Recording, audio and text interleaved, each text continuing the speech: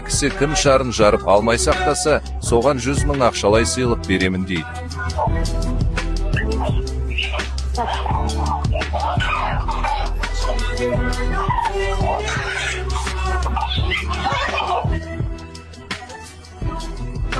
Соңында тек бір ғана адам шарын сақтап ақшалай жүлдені оған табыстайды.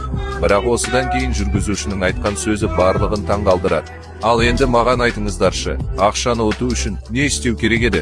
Тек шарды жарып алмай сақтау керек болатын. Бірақ мен ешкімге жаныңыздағының шарын жар деген жоқпын. Менде бұдан да көп ақша бар еді.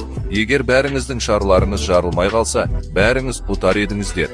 Мен барлығыңызға тіс шұқығыш бердім. Бірақ не істеу керектігін айтпадым. Ал сіздер не істедіңіздер?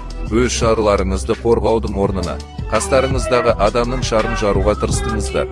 Сөйтіп, бәріңіз бір-біріңізді жеңгілеріңіз келді. Соңында тек бір адам ғана шарын сақтап қалып, тек сол ғана ұтып кетті.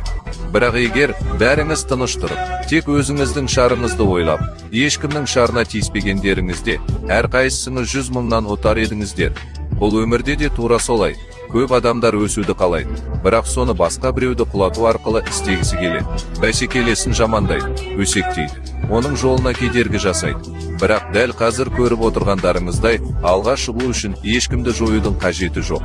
Тек өз ісіңізді қорғап, өзіңізді дамыта беруіңіз